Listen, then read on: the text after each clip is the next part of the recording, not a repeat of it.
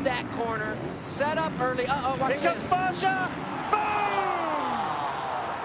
I'm Aaron Plessinger. I'm Christian Craig. I'm Hunter Lawrence. Josh Schmade. I'm Cameron McAdoo. I'm Justin Brayton. Hey, I'm Marvin Muscan. I'm Malcolm Stewart. I'm Jiren Ferrangis, and I choose Ojo. And I choose Ogio. I choose Ogio. I choose Ojo. This Roto React is brought to you by Ogio.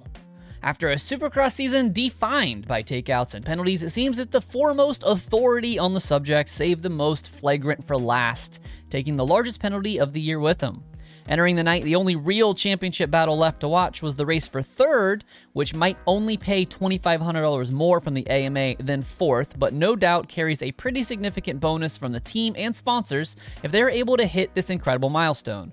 In fact, only 9 riders in the past decade have finished in the top 3, including Marvin Musquin, but both Justin Barcia and Malcolm Stewart were eager to finally add themselves to that list. Malcolm came into the race with a 4-point lead, meaning that if Barcia wanted that fat bonus, he wouldn't just need to beat Malcolm, he would need Malcolm to finish at least 3 spots behind him, and the battle picked up at the halfway point of the 450 main event, with Barcia running 3rd, Malcolm 4th, and Musquin battling with Webb for 5th. Stewart makes one of the cleanest passes you will ever see, taking a lower rut when a much better drive into the next rhythm to catch, pass, and start to gap Barcia all in one fell swoop, and began his hunt to catch Sexton and Anderson to battle for the lead. But unless it is your first time watching Supercross, you already know what comes next.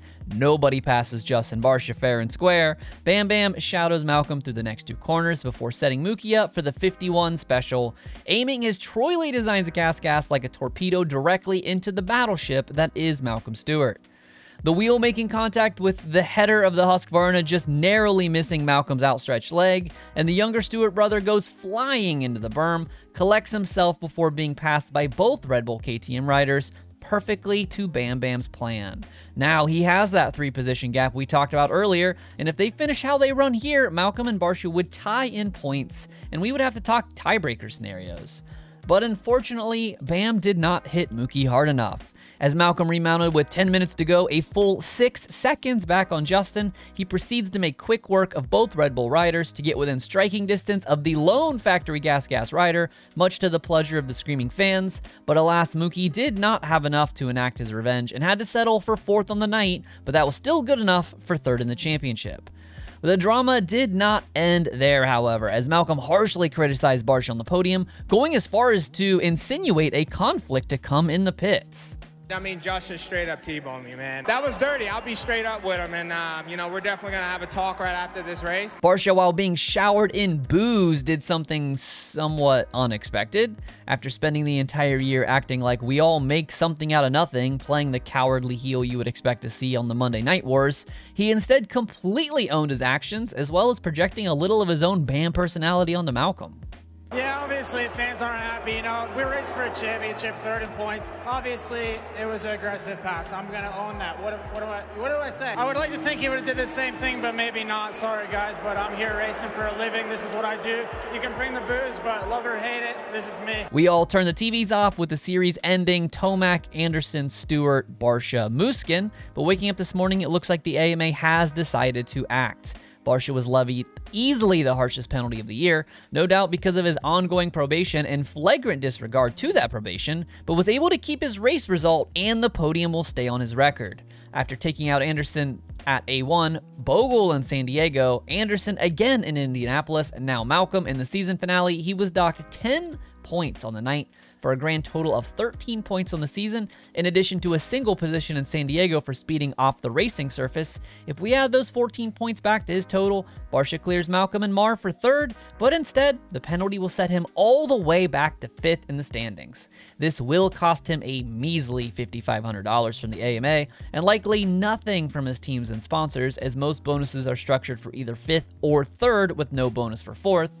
But the official penalty report is not yet available on the AMA website, but if and when it is posted, I will be sure to update the video with a pinned post in the comments about any further actions the governing body has decided to take against Justin. 10 points might very well be the harshest single race penalty ever levied in the sport of Supercross, short of some sort of protest disqualification, but it is a real shame to see Bam Bam keep this podium that few believe he deserves. I get the appeal of penalizing in points for the AMA because it is much less paperwork and effort than stripping race wins, changing the record books, and repossessing trophies, but keeping the podium still gets Barcia a race bonus with his team and sponsors, a bonus that I'm sure far exceeds the loss of that little bit of championship purse and any fines that would be handed out in the coming days. The biggest question that remains is if any penalty would be large enough to mark a distinctive change in how Barcia rides. If not this, then what would? Does the AMA need to revise their penalty system to include losing your qualifying position for more minor positions in coming races, up to full race bans for the more flagrant disregards of the rulebook, similar to something like F1? Or do you think what we have now, or maybe even less policing, would be better for the sport as a whole? Let me know in the comments, and don't forget to hit the like button and be sure to subscribe to RotoMoto for more breaking news and analysis like this. The #1 way to help get more eyes on the channel is to tell the platform that this was a good one.